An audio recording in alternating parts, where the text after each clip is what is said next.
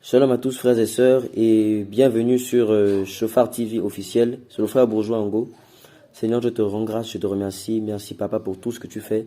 Merci pour ta parole, merci pour ton nom qui est si grand. Que la gloire te revienne Seigneur Yeshua, que tu prennes la place pendant ce temps de partage. Que la gloire te soit rendue au nom de Yeshua. Nous avons prié, nous disons Amen. Voilà frères et sœurs, bienvenue dans ce moment, dans ces temps de partage. Nous allons partager sur un passage, le Seigneur m'a mis à cœur de nous partager sur un passage qui est dans Romains 10 à partir du verset 13. Ce passage que nous connaissons tous. En tout cas, nous allons nous laisser conduire par le Seigneur. Le passage dit, car quiconque invoquera le nom du Seigneur sera sauvé. Alléluia. Nous tous, nous connaissons ce passage, que quiconque invoquera le nom du Seigneur sera sauvé. Et le Seigneur me faisait comprendre en fait qu'il y a beaucoup qui invoquent mon nom, disait le Seigneur, beaucoup invoquent le nom du Seigneur Yeshua, sans pour autant connaître qui est Yeshua, sans pour autant connaître qui est Jésus-Christ. Ils invoquent Jésus, ils invoquent le nom du Seigneur, ils invoquent le nom du Christ, mais ils ne connaissent pas qui est Christ, ils ne connaissent pas qui est Yeshua. Ils invoquent une puissance à laquelle ils sont étrangers, une puissance à laquelle ils sont étrangers, ils ne connaissent pas. Ils sont comme des chrétiens samaritains. Le Seigneur avait dit à la femme samaritaine dans Jean 4, dans Yohanan 4, vous les samaritains, vous adorez ceux que vous ne connaissez pas, mais nous, les juifs, nous adorons ceux que nous connaissons. Voilà, frères et sœurs. Ce qui va nous sauver, c'est la connaissance de Yeshua Mashiach lui-même. J'aimerais qu'on prenne un passage aussi dans Matthieu 7, 21. Le Seigneur a dit, nous connaissons ce passage-là, dans Matthieu 7 à partir du verset 21. Le Seigneur a dit, ceux qui me disent, ce n'est pas tous ceux qui disent Seigneur, Seigneur, qui rentreront dans le royaume des cieux. Matthieu 7, 21. Ceux qui me disent Seigneur, Seigneur, n'entreront pas tous dans le royaume des cieux, mais c'est celui qui fait la volonté de mon Père qui est dans les cieux. Ce sont ceux-là qui font la volonté du Seigneur, qui rentreront dans le ciel. Et la Bible dit que beaucoup me diront ce jour-là, Seigneur, Seigneur, n'est-ce pas en ton nom que nous avons prophétisé, n'est-ce pas en ton nom que nous avons chassé les démons, en ton nom que nous avons fait beaucoup de miracles. Et alors je leur dirai ouvertement, je ne vous ai jamais connu, retirez-vous de moi, vous qui travaillez pour la violation de la Torah. Donc la violation de la loi, pour bien comprendre. Donc il y a beaucoup qui invoquent le nom du Seigneur mais qui ne connaissent pas ce Seigneur-là. Beaucoup qui invoquent le nom de Christ mais qui ne connaissent pas. Ce n'est pas tous ceux qui invoquent le nom de Yeshua qui seront sauvés. Ce sont ceux-là qui connaissent Yeshua qui auront le salut, qui auront la délivrance. Amen. Je ne sais pas si on comprend. Ce sont ceux-là qui invoquent le nom de Yeshua Mashiach qui seront sauvés. Il y a beaucoup de personnes qui prient par rapport aux autres. Ils n'ont pas leur propre expérience avec le Seigneur. Et j'aimerais qu'on revienne sur le passage de Romains 10 à partir du verset 14, qui dit, mais comment invoqueront-ils celui en qui ils n'ont pas cru? Et comment croiront-ils en celui dont ils n'ont pas entendu parler? Et comment en entendront-ils parler sans quelqu'un qui prêche? Waouh, c'est magnifique. Tu ne peux pas croire en quelque chose dont tu n'as jamais entendu, jamais vu.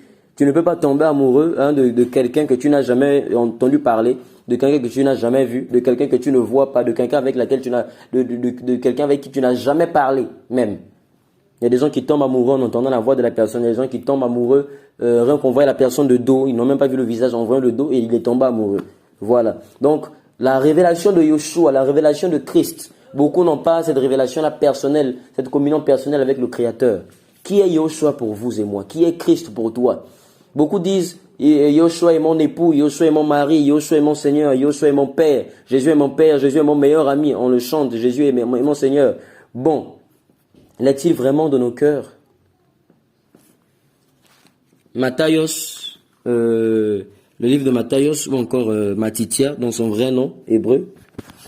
Votre information aussi, dans son vrai nom hébreu Matithia. Dans Matithia 15, 8. Si je ne me trompe pas, le Seigneur Yeshua a répété la prophétie du prophète Yeshaya, du prophète Esaïe, qui disait que ce peuple m'honore des lèvres, mais son cœur est éloigné de moi. Nous honorons le Seigneur avec nos lèvres. Seigneur, je t'aime. Seigneur, Seigneur, tu es mon époux. Seigneur, tu es mon papa. Seigneur, je t'aime. Voilà. Matithia 15, verset 7. Hypocrite, Yeshaya a bien prophétisé sur vous en disant, ce peuple s'approche de moi de sa bouche et m'honore des lèvres, mais son cœur est très éloigné de moi. Mais il m'adore en vain, en enseignant des doctrines qui ne sont que des commandements d'humains. Voilà, frères et sœurs. Beaucoup ne connaissent pas Yoshua. Ils invoquent une divinité à laquelle ils sont étrangers. Ils ne connaissent pas qui ils invoquent. Ils n'ont pas de relation personnelle, de communion personnelle avec le Seigneur. J'aimerais t'inviter à toi-même connaître Christ, à avoir ta relation personnelle avec Yeshua Mashiach. Ne pas prier forcément par rapport à l'expérience de quelqu'un d'autre, par rapport aux autres. Qu'est-ce que toi-même tu as vécu avec, qu'est-ce que toi-même tu vis avec le Seigneur? Une fois Yeshua a posé la question à ses disciples, qu'est-ce que les gens disent de moi? Qu'est-ce que les gens disent que je suis? Qu'est-ce qu'ils disent que moi je suis? D'autres disent non, d'autres disent que tu es le prophète Esaïe, le prophète Yeshaya, d'autres disent que tu es le prophète Yirmeya, Jérémie, d'autres disent que tu es le prophète Élia qui est revenu. Et le Seigneur a dit, ok, d'accord, et vous, qui dites-vous que je suis? Qu'est-ce que vous dites? Quelle est votre opinion par rapport à moi? Et j'ai bien aimé la réponse de l'apôtre Pétros.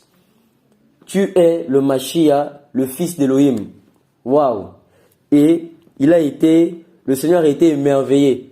Et je pense que le Seigneur a eu à lui dire, ce n'est pas la chair et le sang qui te l'ont révélé. Ce n'est pas par rapport aux autres que tu as dit cela. Ça, c'est toi-même. Les autres ont dit Yirmeya, mais pourquoi tu n'as pas dit que moi aussi je suis le prophète Yirmeya? C'est mon Père qui est dans les cieux qui t'a révélé cette chose. Alléluia. J'aime bien cette réponse-là. Tu es le Mashiach, loin d'Élohim, le fils d'Élohim. Ça, c'est l'expérience que lui-même Pétros a eu à avoir avec Yoshua. Ce n'était pas tout le monde qui pouvait confesser ça comme ça et dire que Yoshua est le fils d'Élohim, que Yoshua est le Mashiach. Ce n'était pas tout le monde qui arrivait à confesser cette chose. Beaucoup craignaient les pharisiens, craignaient les religieux, craignaient les sadducéens, les pharisiens et tout. De peur qu'ils ne soient expulsés de leur synagogue. Voilà. On doit avoir notre propre expérience avec le Seigneur, notre propre vécu avec Yoshua Mashiach. C'est vrai que les expériences des autres nous édifient et tout. Gloire au Seigneur, gloire à Yoshua Mashiach. Mais on doit aussi avoir notre vie avec le Seigneur parce que le Seigneur vient chercher des intimes, des personnes qui l'invoquent, qui le connaissent. Tu ne peux pas, comment tu vas invoquer quelqu'un que tu ne connais pas? C'est pas possible. Et j'aimerais comprendre aussi l'histoire de David. Comment est-ce que David a eu ce courage-là de se tenir devant Goliath, devant le Seigneur, devant Goliath, plutôt devant Goliath, cet homme? C'est parce qu'il a eu son vécu avec le Seigneur. Imaginez-vous, comme ici on est au Congo, à Brazzaville, toute l'armée congolaise refuse d'aller attaquer la Russie, c'est juste un exemple. La Russie, d'aller attaquer le président ukrainien, et plutôt de la Russie, et il y a voilà, un petit homme qui se lève, qui vient et qui dit, moi je vais aller l'attaquer. Moi je vais aller attaquer cette armée. Mais les gens vont comme ça avoir peur. Les gens vont comme ça avoir peur à sa place. Et Saül a eu peur à la place de David, au point où il a voulu même lui donner son armure. Shaoul. Donc David, prends mon armure. David a essayé, il a dit, ça c'est pas pour moi. Ça là, je vais avoir mon propre vécu avec le Seigneur. Il est allé avec sa fronde, son bâton et sa faux. Il est allé devant Goliath, il a eu le courage de lui dire qu'aujourd'hui c'est ta tête que les oiseaux vont manger. L'armure de Saül représente l'expérience de Shaoul, sa vie, son vécu avec le Seigneur. David a refusé ça. Moi, je vais avoir mon vécu avec le Seigneur. Est-ce que le combat a duré? Il a ramassé ses pierres, il est venu, il a menacé Goliath. Bon, qu'est-ce qui a pu donner ce courage-là à David de se lever, aller lui parler? David a eu son vécu avec le Seigneur. Il s'est dit, mais j'ai terrassé un lion à main nue. Je terrasse des ours, je terrasse des lions. Ce n'est pas d'un géant philistin comme Goliath que j'aurais peur. Les lions avaient peur de David. Les lions avaient peur les ours les bêtes sauvages avaient peur de David. Parce que David les terrassait, les frappait bien comme il faut. Et David a eu ce courage-là, d'aller se tenir devant Goliath. Est-ce que le combat a duré? Ça n'a pas duré. Une seule pierre, il est tombé. Il a soulevé sa tête pour faire signe que voilà, il a pris l'épée de Goliath lui-même. Tiens, il a coupé sa tête et il a présenté la tête que voilà, celui dont vous avez eu tant peur, voilà, il a été vaincu. Et après on connaît l'histoire de David. Les gens comme ça chanté, David a tué, plutôt Saoul a tué 1000, David a tué 10 000, Saoul a tué 1000, David a tué 10 000. Voilà l'expérience que nous devons avoir avec le Seigneur. Tu dois avoir ton propre vécu avec Yoshua Mashiach. Tu dois avoir ton propre vécu avec le Seigneur. Qui est Jésus pour toi? J'aimerais te poser cette question. Qui est Christ pour toi? Nous disons que nous aimons Christ, nous disons que nous aimons Yoshua, mais il y a des choses que nous gardons encore avec nous. Nous avons donné nos vies à Jésus avec des réserves. Nous avons donné nos vies à Christ avec des réserves. Alléluia. On a donné nos vies au Seigneur avec des réserves. On est comme la femme de Rachel, et plutôt la femme de Jacob qui avait donné, lorsqu'ils avaient quitté la maison de leur père, elle, Rachel, elle a encore gardé des choses de son père. Elle a gardé les choses de son père, les idoles de son père, ce qui a fait en sorte que il les a poursuivis pendant 7 jours de marche. Il a poursuivi Jacob. Il dit, tu as quitté ma maison, ok d'accord, c'est bon, mais pourquoi est-ce que tu as emmené mes idoles? Jacob l'a dit, ben, va, si tu veux, fouille toutes les tentes, si tu trouves tes idoles quelque part, ben, cette personne ne restera pas en vie. Rachel avait gardé des choses. Voilà l'image de beaucoup de chrétiens aujourd'hui, beaucoup de personnes qui se disent être chrétiens, qui ont gardé encore des choses avec eux. Qui ont encore des choses avec eux. Donc frère, voilà, c'est ce message que j'avais à nous apporter.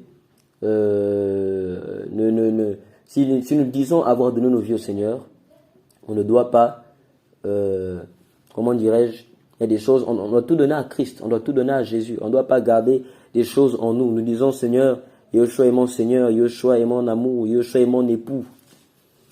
Parfois, il ne l'est pas. Il ne l'est pas. Christ est notre époux, il est notre Seigneur, et il doit être le premier dans nos cœurs, il doit être le premier dans nos vies. Il doit être le premier dans nos vies. Donc c'est ça, c'est cette exhortation que j'avais à nous faire. Nous devons placer le Seigneur au centre de tout. Invoquer le Seigneur ici, c'est quoi? C'est vivre le Seigneur. Tu ne peux pas invoquer quelqu'un que tu ne connais pas. N'est-ce pas, frère Gédéon? Oui. Tu ne peux pas invoquer quelqu'un que tu ne connais pas comme ça. L'invocation du Seigneur, c'est quoi? C'est se connaître, c'est avoir cette relation intime avec le Seigneur. Tu connais avec qui tu parles. Tu ne peux pas aller à la rue comme ça, appeler quelqu'un. Ça va commencer comment? Ça ne peut pas se passer ainsi. Ça ne peut pas se passer ainsi, frères et sœurs. Donc, prions le Seigneur. Soyons fermes, gardons la foi. Et nous allons encore avoir des exhortations, des messages à partager. Je prie que le Seigneur nous encourage encore, nous tous, à demeurer dans la foi, à demeurer dans sa parole. Et on se dit à très bientôt. Je t'encourage, mon frère, et ta propre expérience avec le Seigneur, et ta propre expérience avec le Christ. Au nom de Yeshua. Au revoir et que le Seigneur vous garde. Amen.